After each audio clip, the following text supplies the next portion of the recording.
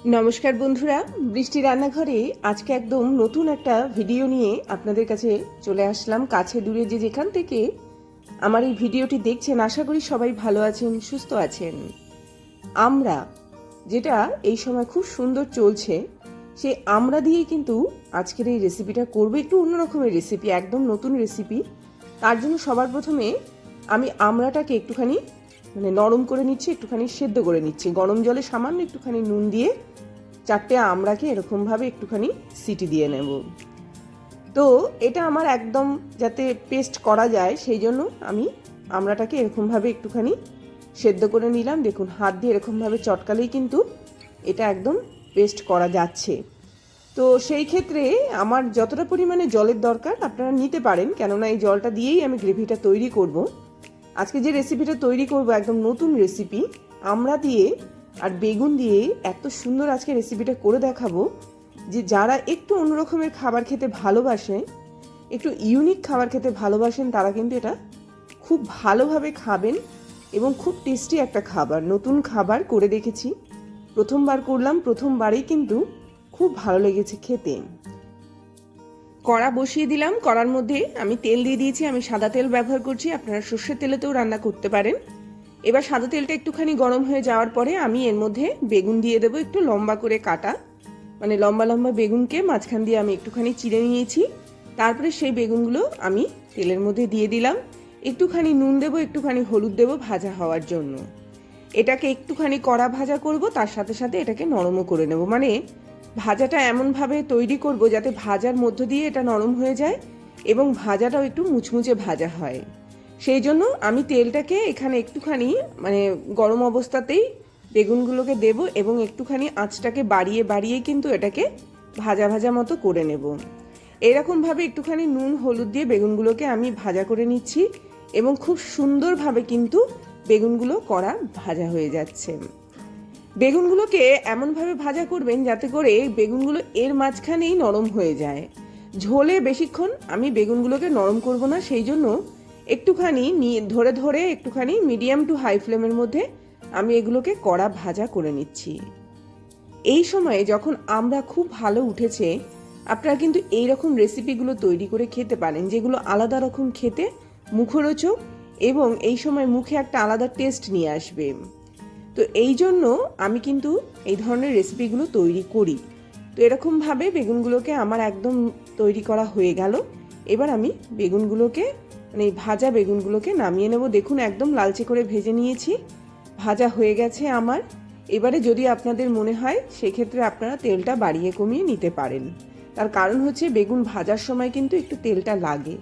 তো এরকমভাবে বেগুন ভাজা আমার হয়ে গেছে, বেগুনটা আমি তুলে নিচ্ছি। তুলে নিয়ে নেওয়ার পরে আমি কিন্তু এখানে আর কোনো রকম এক্সট্রা তেল দেব না।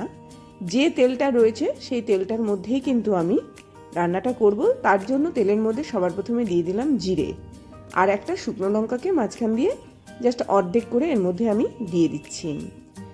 এই দুটো দেওয়ার পরে এটাকে খুব ভালো করে নাড়াচাড়া করে নিতে হবে।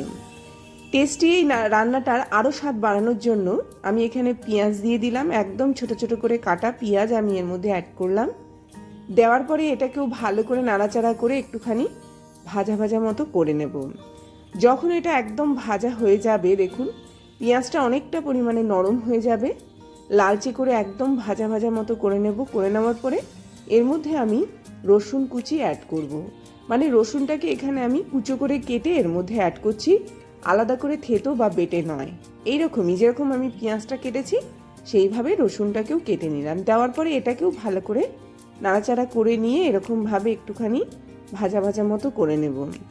তো আমার এটাও ভাজা হয়ে গেল। দেখুন, এইবারে আমি এর মধ্যে অ্যাড করব টমেটো। টমেটো আপনারা একটু বেশি পরিমাণেও দিতে পারেন, বা আমি মোটামুটি এখানে 2 টেবিল স্পুন মতো দিয়েছি, আপনারা ততটুকুও দিতে পারেন। টমেটোটা বেশ ভালো লাগে এর সঙ্গে খেতে। তো টমেটোটা দিয়ে দেওয়ার পরে এটাকে আবারও ভালো করে নাড়াচাড়া করে নিয়ে একটু নরম করে নিতে হবে। মশলা দেওয়ার পালা। হলুদ গুঁড়ো, জিরের গুঁড়ো, ধনের গুঁড়ো, লঙ্কা গুঁড়ো, 4টে মশলাই কিন্তু আমি এখানে ব্যবহার করলাম। 4টে মশলাই বেশ ভালো লাগবে, এর সঙ্গে যায় ভালো। তো এরকমভাবে 4টে মশলা দিয়ে দেওয়ার পরে আমরা যে পেস্টটা আমি তৈরি করেছি সেটাই একটু একটু করে এখানে আমি ব্যবহার করছি এটাকে কষানোর জন্য। এই আমড়ার পেস্ট দিয়ে এই মশলাটা কষানোর ফলে এটার টেস্টটা কিন্তু একটু অন্যরকম আসবে, খেতে সুস্বাদু লাগবে। এবং যারা এই সময় একটুখানি মুখের চেঞ্জ আনতে চাইছেন তারা এই রেসিপিটা নির্দ্বিধায় আপনারা ব্যবহার করতে পারেন। যেহেতু বেগুন ভাজার মধ্যে যথেষ্ট পরিমাণে তেল রয়েছে, সেই জন্য এখানে আমি আর আলাদা করে তেল ব্যবহার করলাম না। তো এইভাবেই কিন্তু কষিয়ে কষিয়ে এই রান্নাটাকে একদম তৈরি করে নিতে হবে। আমার এটা দেখুন একদম কষানো হয়ে গেল। কষিয়ে কষিয়ে দেখুন এটাকে একদম খুব সুন্দরভাবে ছোট করে নিয়ে আসলাম। এবার এর মধ্যে একটুখানি টমেটো সস দিয়ে দিলাম আর একটুখানি স্বাদটা বাড়ানোর জন্য। আবারও ভালো করে এটাকে নাড়াচাড়া করে নিচ্ছি। নাড়াচাড়া করে নিয়ে এবার এটাকে একদম আমি কষিয়ে নিলাম এবং এটার যে কাঁচা ব্যাপারটা থাকে মশলাগুলোর, সেগুলো কিন্তু একদম দূরে চলে গেল। খুব সুন্দর এটা কষানো হয়েছে। আপনারা যদি মনে করেন তাহলে এর মধ্যে একটুখানি তেল আপনারা ব্যবহার করতে পারেন। তেল দিলে রান্নার টেস্ট বাড়ে বটে, কিন্তু শরীরের জন্য তো ভালো না, ওই জন্য আমি তেলটা খুব বেশি ব্যবহার করিনি। এবার আমড়ার পেস্টটা এর মধ্যে আমি অ্যাড করে দিলাম। দিয়ে দেওয়ার পরে এটাকে ভালো করে নাড়াচাড়া করব। নাড়াচাড়া করে নিয়ে এবার কিন্তু এটা আমার একদম রেডি হয়ে গেল ঝোলটা। এবার এর মধ্যে আমি আগে থেকে ভেজে রাখা বেগুনটা এর মধ্যে আমি অ্যাড করব। এবার ঝোলের ব্যাপারে বলে নিচ্ছি, যদি আরেকটুখানি আপনারা পাতলা খেতে চান তাহলে একটু জলটা বাড়িয়ে দেবেন, নচেত এটাই একদম ঠিক আছে। আমি সামান্য একটুখানি জল অ্যাড করলাম, কেননা বেগুনটা তো একটুখানি এই ঝোলটার মধ্যে সেদ্ধ হবে, সেই জন্য আমি একটু জলটাকে বাড়িয়ে দিচ্ছি। দিয়ে দেওয়ার পরে আমি বেগুন ভাজা করে নেওয়া বেগুনগুলো এর মধ্যে একে একে দিয়ে দেব। সঙ্গে নুনটা অ্যাড করতে পারেন, তবে আপনাদের যদি মনে হয় আপনারা 2-4 দানা চিনি এর মধ্যে দিতে পারেন। তবে আর যদি আপনাদের মনে হয় যে না বেশি চিনি খাওয়া ভালো লাগবে না, তাহলে সেই ক্ষেত্রে একটুখানি নুনের দিকটাকে ব্যালেন্স করে দেবেন, কেননা আমড়ার মধ্যে যথেষ্ট পরিমাণে টক রয়েছে। তাকে ব্যালেন্স করার জন্য আপনারা কিন্তু এখানে একটুখানি চিনি অ্যাড করতে পারেন। তবে যারা চিনি খেতে ভালোবাসেন না তারা এরকমভাবেই তৈরি করতে পারেন। টমেটো সস যতটুকু দিলাম আর একটু পরিমাণে বাড়িয়ে দিতে পারেন। তো এইরকমভাবেই কিন্তু আজকে একটু অন্যরকম রান্না করলাম। হয়তো আপনারা এর আগে এই ধরনের রান্না কখনো খাননি, একবার টেস্ট করে দেখতে পারেন। খুব ভালো হয়েছে, বিশেষ করে গরম ভাতের সাথে খুবই ভালো লাগে খেতে। একটু মাখা মাখা ব্যাপার হলে পরে বেশি ভালো লাগে। তো আমি এইরকমভাবে বেগুনের আজকে একদম নতুন একটা ইউনিক রেসিপি তৈরি করলাম, যেটা আমার তো খুবই ভালো লেগেছে, যদিও প্রথমবার তৈরি করেছি। আপনারাও খেয়ে দেখতে পারেন, আশা করি নিরাশ হবেন না। যদি ভালো লেগে থাকে অবশ্যই চ্যানেলটিকে সাবস্ক্রাইব করবেন আর এই ভিডিওগুলোকে যত পারবেন তত বেশি শেয়ার করবেন, তাতে করে অনেক লোকের কাছে এই ভিডিওগুলো পৌঁছে যাবে আর এই নতুনত্ব রান্নাগুলো কিন্তু তারা খুব সহজে বাড়িতে তৈরি করে খেতে পারেন। অবশ্যই আপনারা আগে বাড়িতে তৈরি করে খেয়ে দেখবেন, যদি ভালো লাগে তবেই এগুলোকে শেয়ার করবেন। তো এবার পরিবেশন করার পালা।